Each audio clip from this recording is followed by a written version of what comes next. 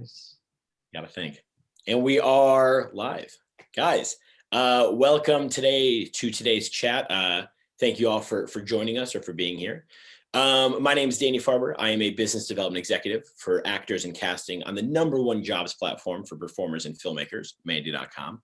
I'm also an actor, producer, and director in my own right. And today, I'm joined by the CEO of the independent streaming platform that's aimed specifically for short film distribution, Arcadiy Golubovich.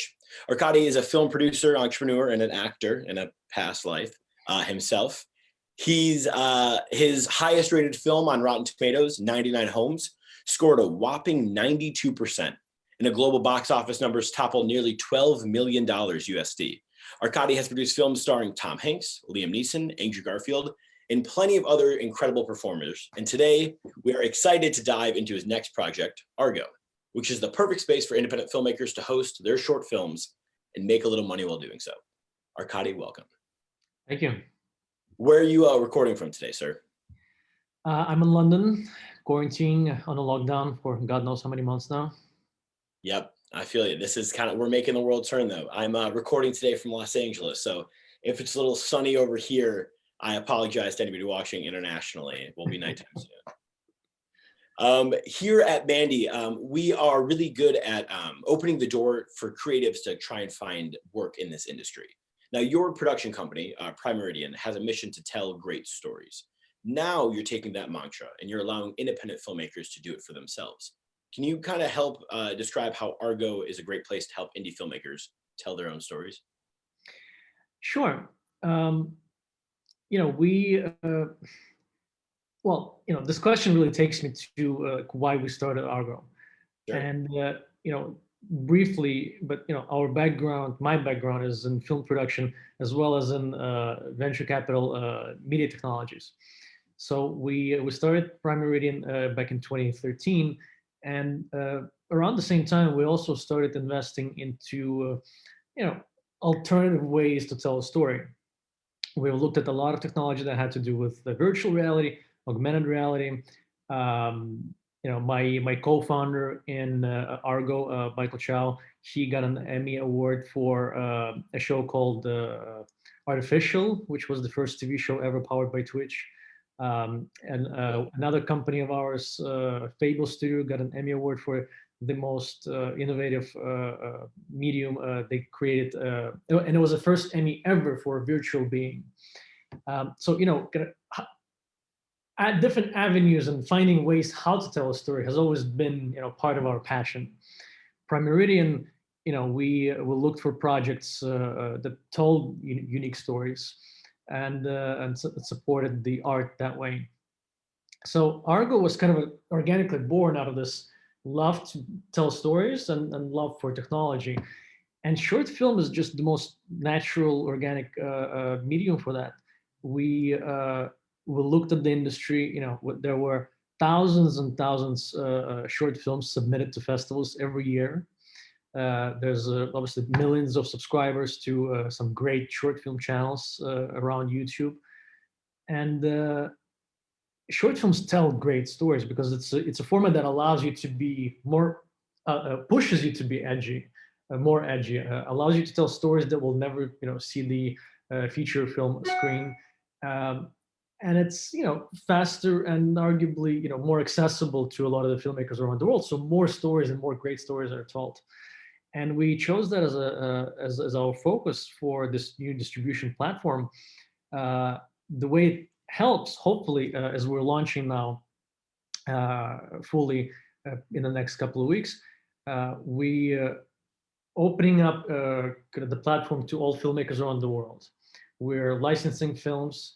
We're providing a space for AVOD. We're providing space for TVOD. We're providing space for SVOD. Subscription platform is obviously going to be our focus long-term because we believe short films, quality short films should be behind the paywall. People should pay for them because, the filmmakers deserve an ROI, a return on investment. And Argo is just, making it more accessible. We're consolidating, hopefully, a number of incredible partners into our platform. So empowering them to curate these films. The Guardian is one of our partners. where well, I can't give away too much right now, but we're looking to have a full range of genres with dramas and comedies and sci-fi and horror and documentary, and we've already started releasing a little bit of animation. We're working with Sundance to feature a lot of the Sundance filmmakers from the past. So you're looking right now to host the almost the Netflix of short films, with the subscription service with high contact, highbrow films, correct? We prefer to stay away from the Netflix of short film, primarily because we're not just a streaming platform. No, we're not just a streaming service. We're a streaming platform, which means we're inviting other companies to create. We're inviting other people to create. We're inviting filmmakers to create their favorite short films, as well as to host their own short films. We're a revenue share based company, which means this is not just about buying your content and calling it original. It's more about inviting you to host it. It's more about connecting the filmmakers inside of the platform.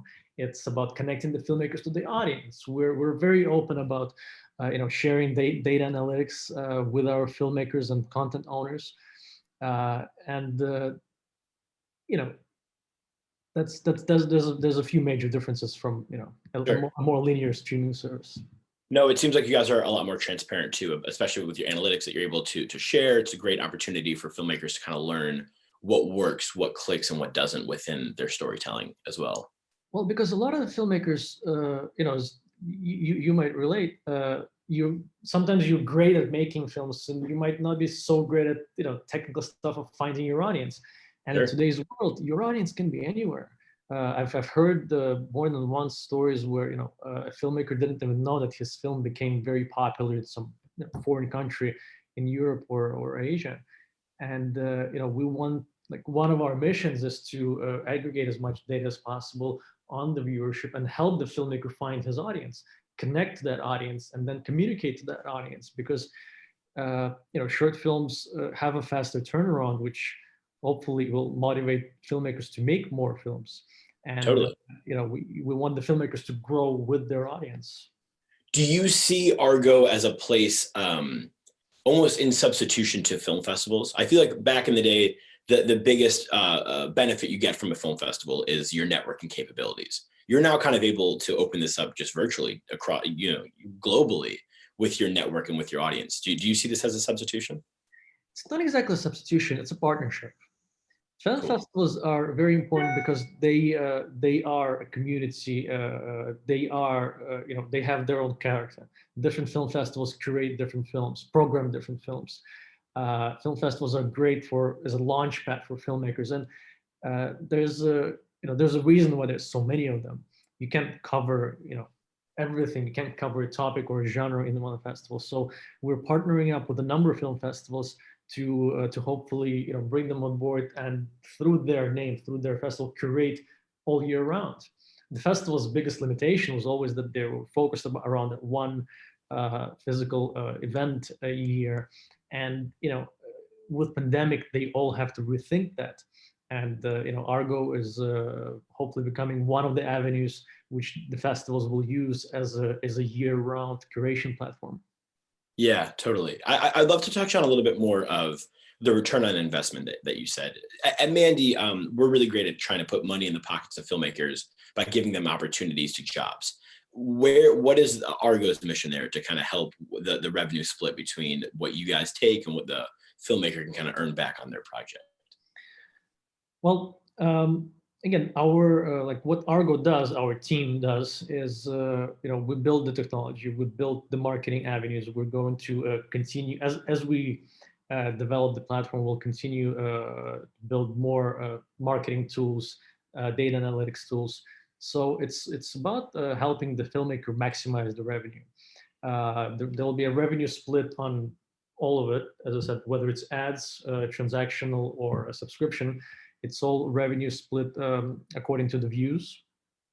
And as I said, because we're partnering up with some of these channels, with some of these partners, festivals, media companies, whoever it may be, we can split revenue, depending on who's watching the film or how they're watching. You know, if you're watching a film on an Argo channel, for example, you know, some chunk of the revenue goes to the Argo channel. If you're watching that same film but on a, you know, on a Sundance channel, that revenue may go to the festival. If you know, having that said, a lot of the festivals are non-profit organizations, and that revenue will go to the filmmaker.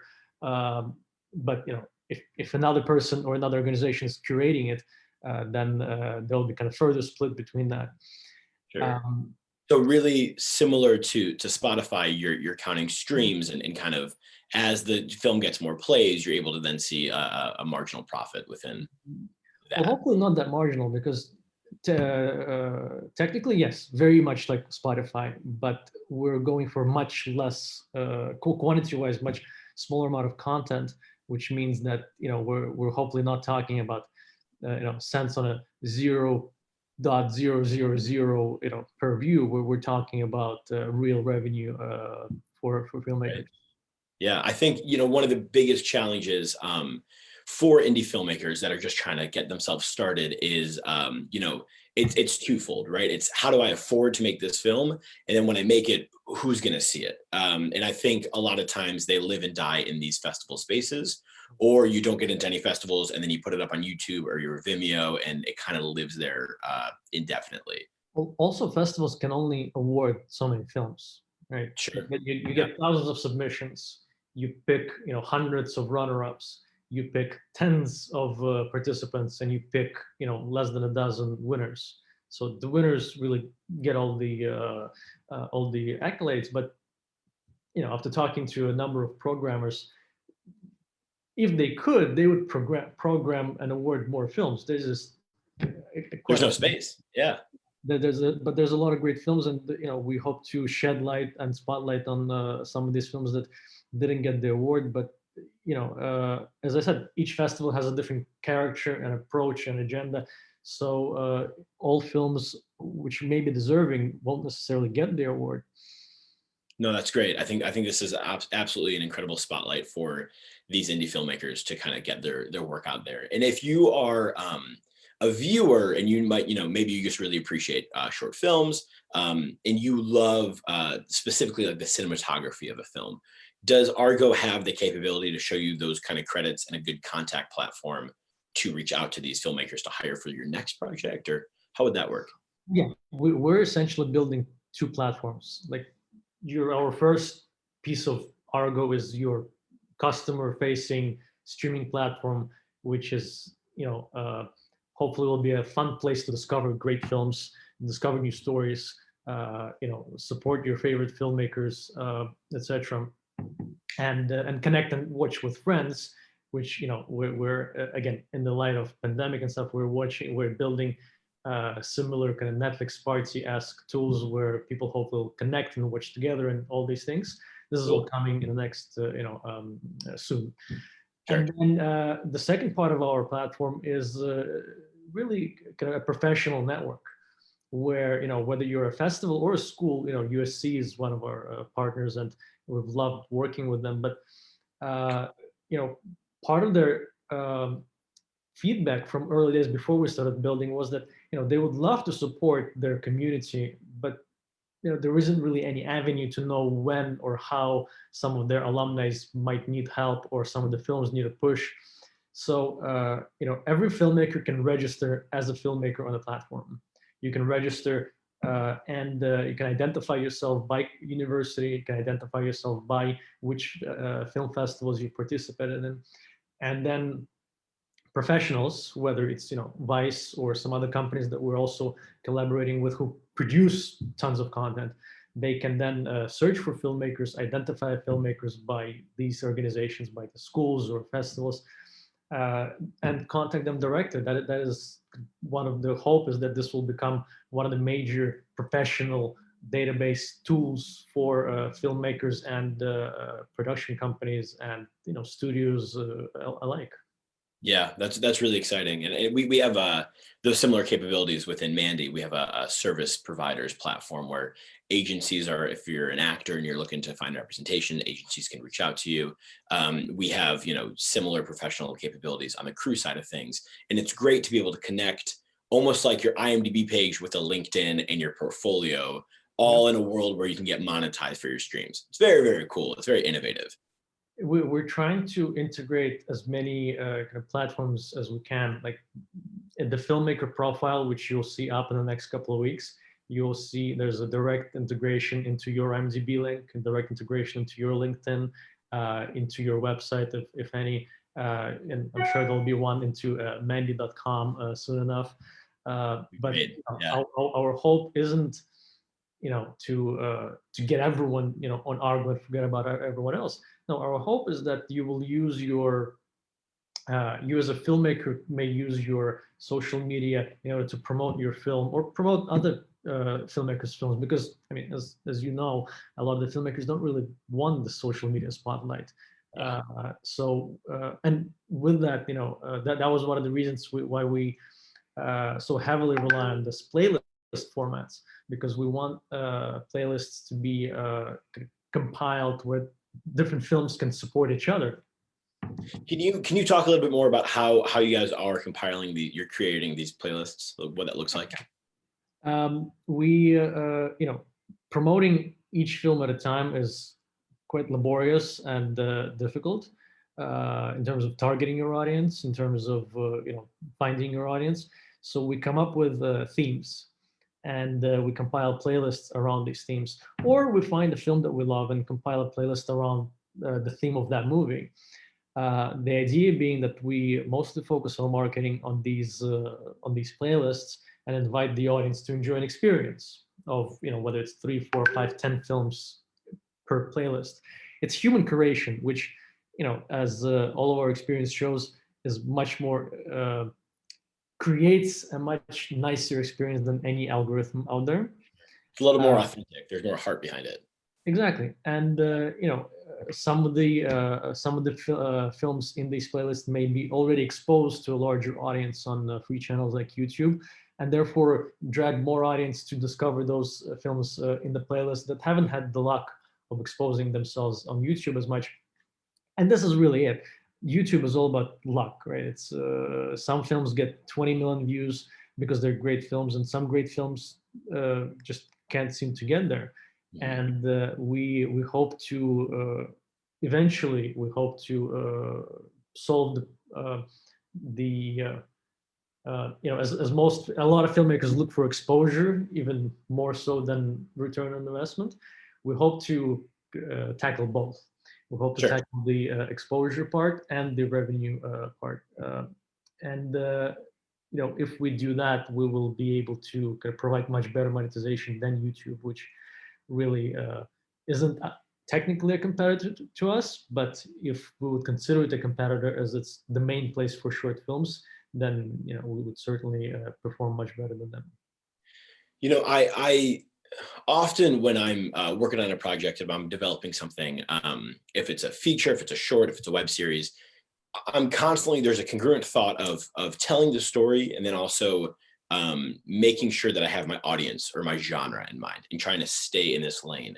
Mm-hmm. Do you recommend or suggest, you yourself being a very successful filmmaker, do you suggest for people that are just trying to start out right now to fit into this mold, or does story come first? Does genre come first? Do you think of your audience along the way? Is it all kind of happen at the same time? The brilliance of short film is that you get a chance to focus.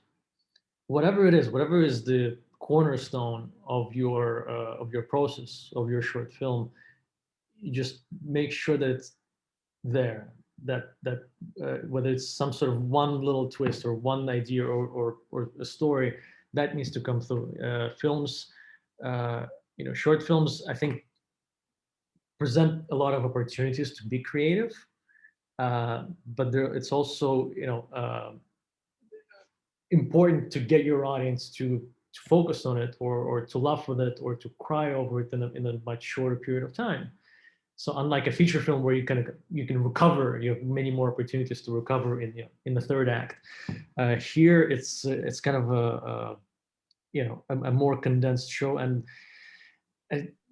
there is no mold. This is why I love the format. I'm sorry to go there, but when Quibi came out and they created this mold of feature films broken down into 10-minute formats, I didn't think it was innovative. I think the short film is the innovative part of the short film medium. Tell a story in 5 minutes, tell a story in 35 minutes. I dare you, and make it great. Yeah, totally. That's a great answer. And it was honestly, I think Quibi is an easy slam dunk for people to kind of rip on a little bit, but I mean, that created so many opportunities and jobs for people in the industry. I was a little upset to see that go. I think it was close. It missed the mark a little bit though.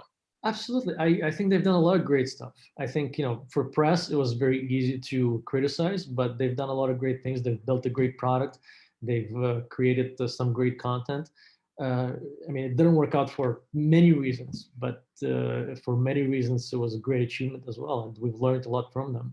Yeah. Well, I mean, it's one less competitor, one less streaming platform kind of to take your audience attention away from that, which kind of brings me to this. I know that in 2020, you were able to finish two films. You put 2 films in the can, which mazel tov, that's a huge accomplishment in the middle of a pandemic.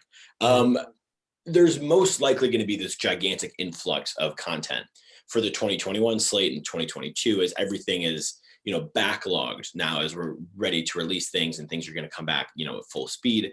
How does a new streaming service like Argo compete in such an already saturated market for content delivery? I mean, one of the things is, as I mentioned, just we're not trying to be all about Argo. We're inviting a wide range of great partners who already have great communities and audiences behind them. Argo is about adding value to existing ecosystem, to existing community of short film producers and makers and distributors. We, I think we have a pretty unique proposition that way, where A, we're a platform, B, we're focused on short film and short film only. C, we're global, and we're building a pretty great product. So I think we're gonna compete on just the quality of service. And excuse me, my doorbell. The dog too. Perfect. And that's the second doorbell. Yeah, exactly. We're going to compete on the quality of service. We're going to compete on the quality of curation. We have some great programs on board. And we're going to start with discovering all the great gems out there. We have a library full of English language content, as well as European and international. We're going to bring a lot more international content that no one has ever seen before, but has some incredible stories. We're again, quality over quantity, quality over quantity. We're not looking to buy huge libraries. We're not looking to slam you with a wall of content and hope and have you hoping for the best. It's playlists. It's filmmakers recommending films, promoting other filmmakers. We had Stephen Fry recommend one of our playlists because he's very passionate about the theme of mental health, and that playlist, which included some incredible hit films like Stucco and How to Be Alone, which got millions of views online. But we've piled them into this playlist, which we called it "What's on Your Mind," and every film in that playlist had something to say about different kind of human condition, mental health condition. And we had great feedback from people who've seen these two popular, famous films, and people who haven't seen any of the films in the playlist. So it's about designing experience. That's cool. That's probably what I'm most excited about for this platform as it rolls out a little bit further is the chance to discover a lot of films that I would have never seen, filmmakers that I would have never heard of before. This seems just like a great exposure platform. Specifically with the success of Parasite and the Oscars in 2019, foreign language films in America have been much more popular nowadays. It's interesting to me that you're already kind of planning these foreign language film slates as not its own subcategory, but as just a part of the conversation. I'm from Russia, right? I'm born and raised in Moscow, and I always had a sense. I've never really worked in Russia, but I've always had a sense that there's so much talent around Russia, talent that never makes it out to, you know, other countries, let alone Hollywood. And we've partnered up with a couple of great people in Russia. We've found some incredible short films, and I mean, whether it's dubbed or subtitled, it's incredible stories. And whether you're a filmmaker and have a passion for film, or whether you've never heard of a short film, it's emotional impact is universal, and that's what really we're going for. Our motto designing these playlists is we're trying to design them in a way where you get at least two big emotional impacts. Like, you might not like all the films in the playlist, but if you get at least two big emotions out of it, that we consider that a success. Yeah, that's great.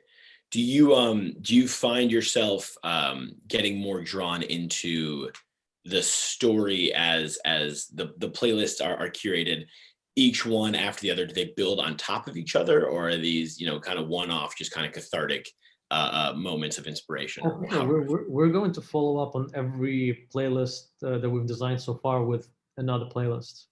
Cool. There'll be more kind of what's on your mind. There'll be more fight for change, and more climate oriented short films, both documentaries and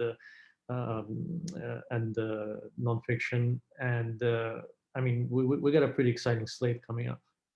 It sounds like a lot of these films have some kind of social cause behind them. Is that intentional, or is that? Absolutely, yeah. Yeah. We, as a platform, we will want to talk and be part of conversation about things that we care about.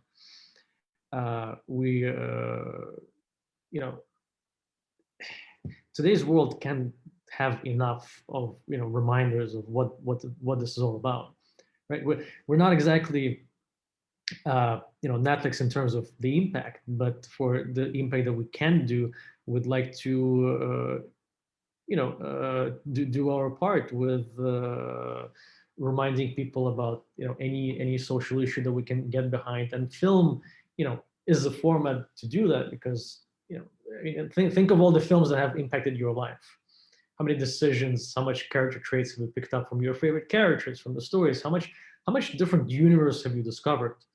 And most, I don't say most, but a lot of media today, and I'm not even talking about user-generated social media. A lot of media is just bubble gum, and we will have our share of horror and comedy that might be less so about climate change and more about just having a great time. Sure. But I believe in the full package. I believe that you need the whole range of emotion in order to succeed as a streaming platform. So can you walk me through, if you're a viewer and you're not a filmmaker and you're looking to watch some of these films, can you kind of walk me through what that process looks like? Is there a paywall? What's that rate?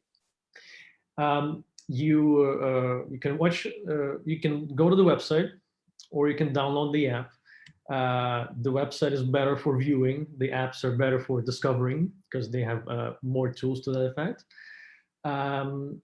Once you go to the website, you are able to watch a number of films without registration for free. In a few films, you're asked to register or forced to register. Upon registration, you get your free trial begins with no credit card. It's just an automatic process. And then for a week, you have full access to the whole library. Once your free access expires, once your free trial expires, you then get an option to continue to be a free subscriber, and you will get a certain amount of playlists for free. And every week there'll be different ones. Oh, wow. Or you can subscribe to subscribe to the platform and get full access to the rest of the library. And there's also a section of basically iTunes like pay-per-view for films that are either more exclusive or are for due to the world of complexity of licensing rights aren't available on subscription and are only available on the transactional. Sure.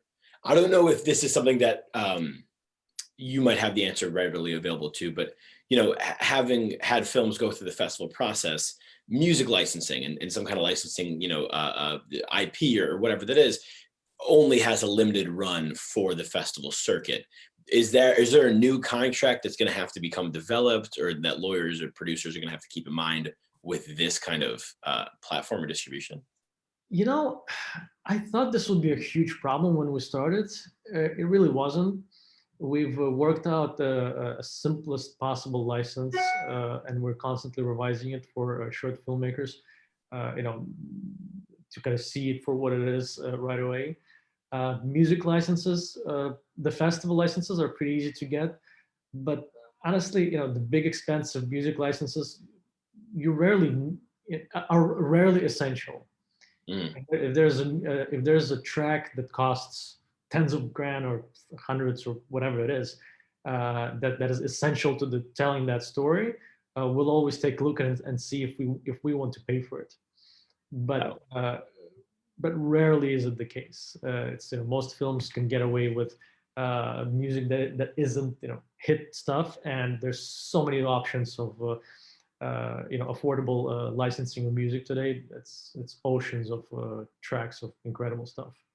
So you would definitely encourage filmmakers, if they're going to be submitting their films to Argo, to try and have all that licensing sorted out prior to submission. Of course, that would expedite the process. If there's licensing issues, it goes into a queue, which will just move slower. As we're a young company, and we take it step by step. But for sure. Are you trying? You mentioned earlier that if you're a viewer, every week there's going to be a new playlist. Does that mean if you're a filmmaker and you're looking to get your films, up and on this site, you have every week you can submit a new project? How does that work on the filmmaker side of things? Filmmakers can submit projects, and it goes into our curation queue. They can submit as many as they want, as often as they want. As I said, we focus on curating with our partners. So, if your film has been submitted to Sundance, or almost any other festival, we'll eventually get to it, or you can submit it to us directly. But I wouldn't know which one would move up to the queue faster. Yeah. And does that answer your question? Sorry. Yeah, it does. Sorry, I don't know if you hear this. There's something crazy going on outside. There's all kinds of alarms and whatnot, and I apologize if you're hearing that. No, that's definitely very helpful. I think there could be filmmakers that discover this conversation and might say, hey, I got this thing that a lot of festivals, they're contingent on the past like 12 months or 18 months. So then you have to have it in the cycle. But if you're sitting on 7 or 8 shorts that you really love, they have their festival cycle, they kind of have died, they maybe were a Vimeo staff pick and that was it. You can then, there is no statute of limitations there. You can take anything from your portfolio, submit as much as you want for the opportunity to be put in these playlists. And in a couple of weeks, it'll be even easier. Like right now, you can submit links to your films through our website.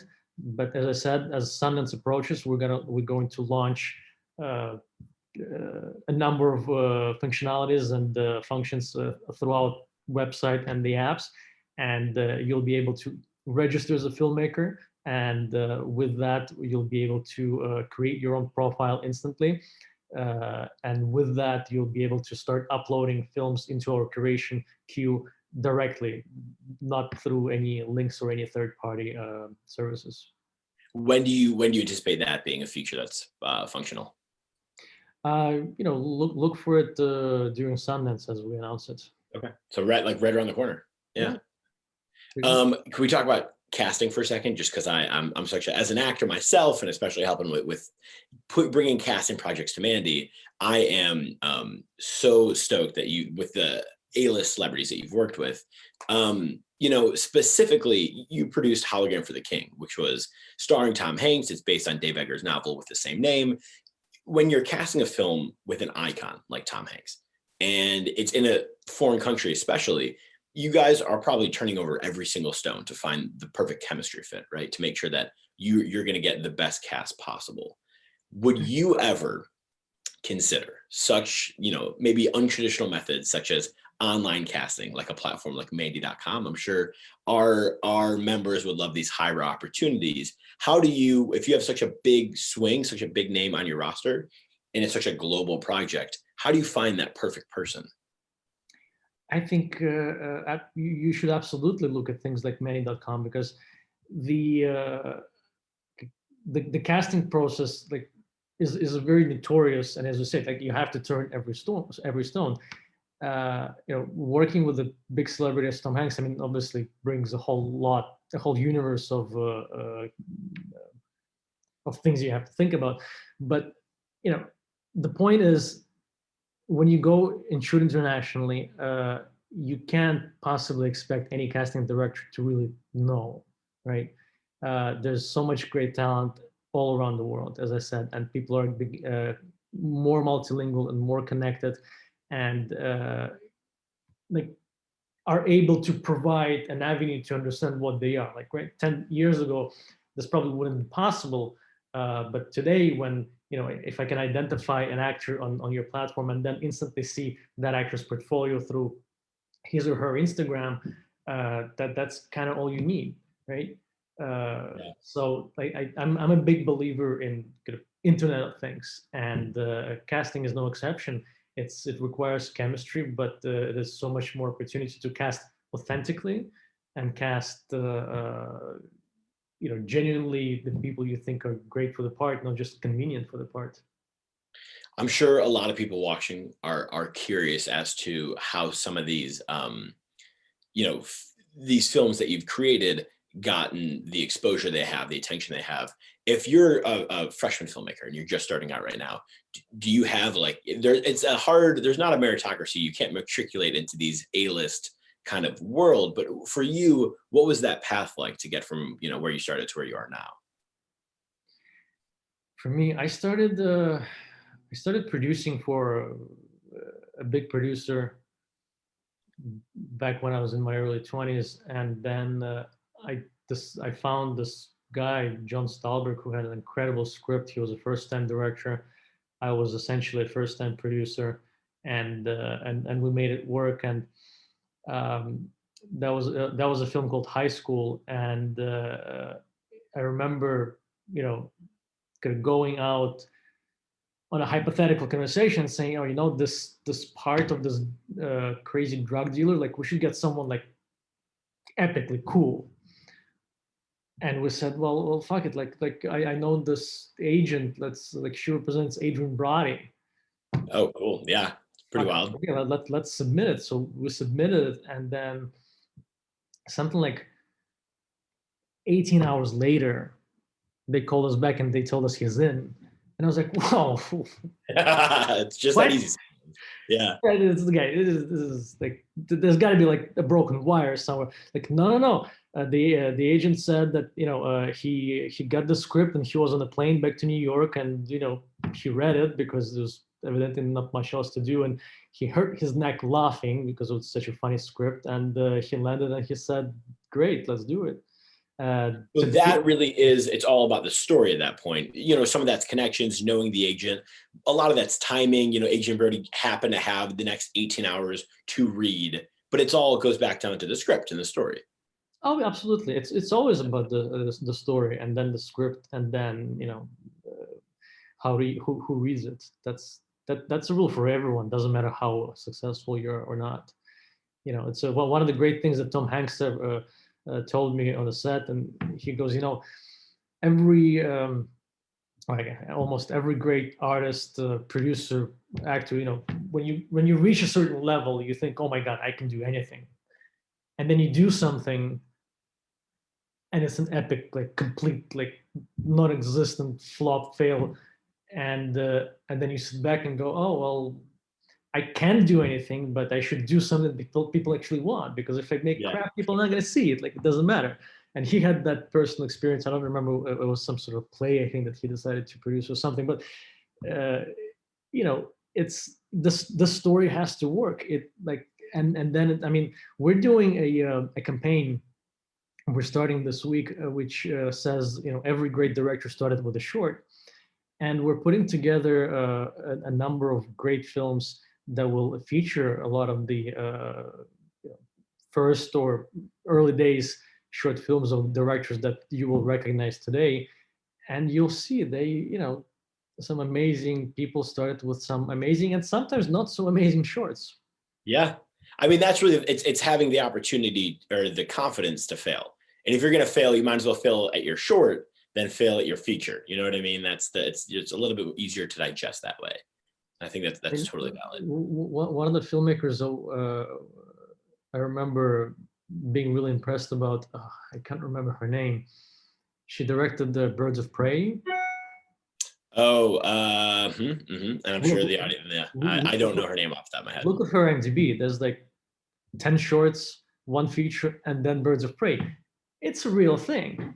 You don't need to wait around for Warner's to greenlight your film in order to your first film in order to be successful. You always keep working. Dave Chappelle said, always keep writing. In his interview, he distinctly described like he was writing nonstop every day for years until anybody knew his name. It's just what you have to do. And I think that's actually a pretty good tie-in here because I got a couple questions from the audience. So it's between Hannah and Chloe both have a question kind of similar here. What's your best advice for finding? What was that? I forgot we were live. I thought we were recording. Oh no, we are. We got viewers. We got people watching. And Hannah wants to know what's your best advice for finding the best crew for your project. Being a newbie in the industry, is it difficult to know what my main focus would be? And Hannah, I kind of want to take the first part there. If you are looking to crew up your project, Mandy.com not only has an excellent opportunity to cast, but we also do crew as well. If you're a crew member and you're just trying to get your, the ball rolling on your career, I'd start and do as many different positions on a film set as you can, because then you're really you're afforded the opportunity to see what you like and what works. If you're looking for career opportunities, Mandy.com is not a bad place to start. Do you have anything to respond to that, Arcadiy, about first steps? First steps, look for your crew on the digital platforms. Yes, get references. It's, as I said, I've made my first few shorts, and some of them were great experience. Some of it was, pretty iffy experience. You have to, like, the result of your product, the result of all your production, everything depends on how well that body of artists and crew work together. So, don't necessarily look for the most qualified or the most famous or the guy with the biggest credits. When you look for crew or anything, look for the person you click with. Totally. And just figure it out. And I think the best piece of advice that I ever heard from a producer when I was just starting out was, who do you want to spend 12 hours a day with on set? Exactly. Those are going to be the people that you're going to want to hire and that you want to keep around, And also, if you're a producer, a great starting out tip is like, try and be the dumbest person in the room. Try and surround yourself with people that are much better at their job than you are. If you're looking at, production design or the camera movement, you're like, I could do that better. You probably don't have the strongest production designer or cinematographer. Another one from Chloe is actually similar. Do you have any tips for someone trying to start out as a producer? What should your first small steps in the industry be? Similar to Hannah's question there, but I think, it's finding the people that you admire, the films that have inspired you, see what worked, try and emulate what they've done, see if you can take the initiative and figure out who worked on those projects. If they're, if it's Martin Scorsese or Greta Gerwig or some, two very, big artists right now or big directors, maybe start a little bit smaller, but the opportunity to reach out is available to you. I mean, Google IMDb Pro is probably going to become your best friend there, and try and find the people that you are inspired about and see if they have any specific advice, they have any opportunities, and don't be afraid to climb up and down the ladder. I mean, as you're starting your career out, you may have, a big opportunity to first AD a film, and then the next week somebody might ask you to PA a project. And if you're able to PA this project, you might meet the cinematographer for the thing that you direct down the road. You never know where your connections are going to come from. So I think if you just are open to any opportunity that's in front of you, you're sure to find some success. Do you have anything to add to that, Arcadiy? I couldn't agree more. And yeah, it's all about socializing. I mean, producer, what does a producer do? Producer is a manager. Yeah. It's the manager, it's the CEO, it's the people who manage the process. So your key trait number one is to learn and understand what's going on. You have to understand what each person is doing and make sure that you can aid that person in doing his job. And number two, you have to bring something to the table. So you learn and you learn until one day, whether it's your friend or whether it's someone you really really admire says, "Oh, we need X," and maybe you'll just be the guy, the person who brings it to the table. With whether it's an idea, a script, you have to be aware, you have to be educated, you have to be, you have to run faster and think two steps ahead always. Especially on the indie level, as you're just starting out as a producer, it's all about putting out fires that don't come up until like 4 minutes before you have to put them out. So it's being able to think quick in your feet, and to really have the calm disposition to kind of assess the situation, figure out the root of the problem, solve that problem, while also maintaining the flow of the project. But again, it's just surrounding yourself with people that are more qualified than you in their own Oh, yeah. positions, and it'll kind of help things go a little smoother. I got a question from Ilya about Argo. Are there any tools given for filmmakers to promote their work once a film is submitted on Argo? So if you get on Argo, what can you do as a filmmaker to say, hey, I got on Argo?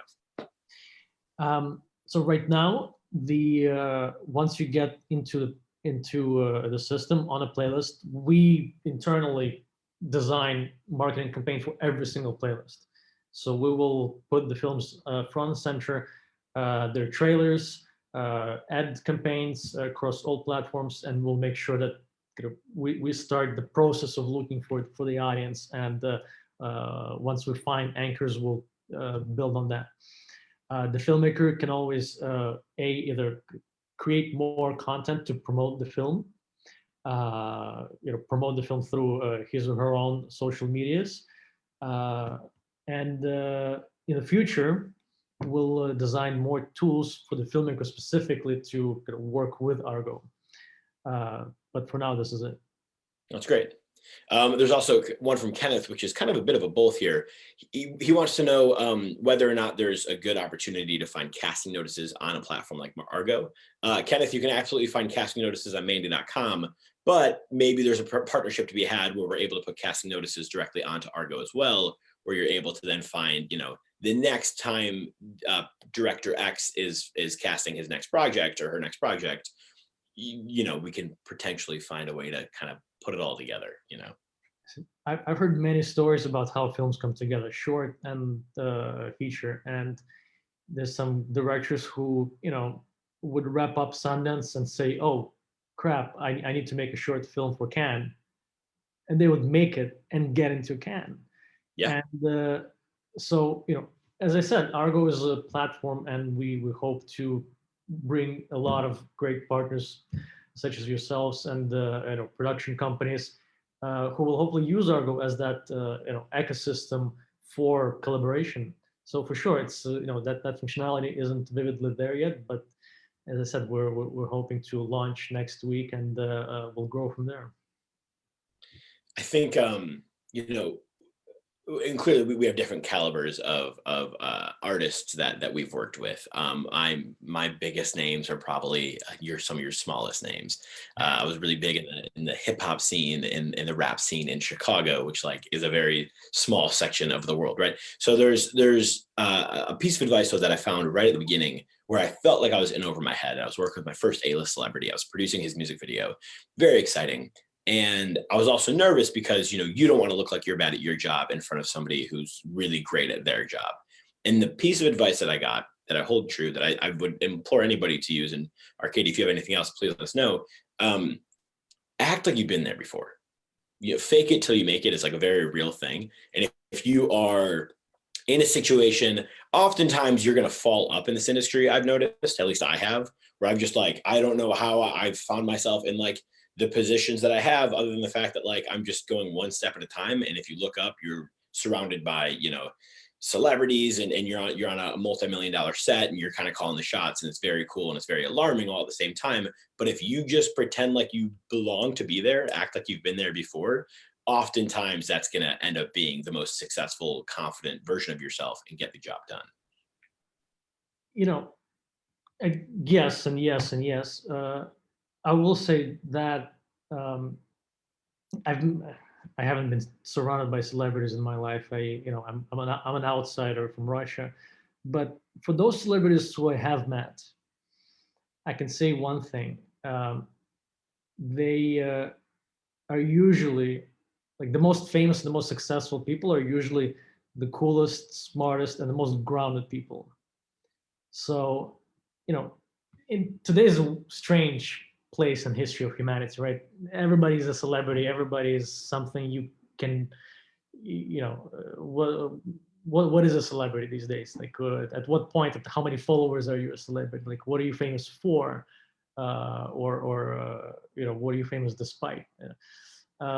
So, whatever you do, whichever house party you end up with, just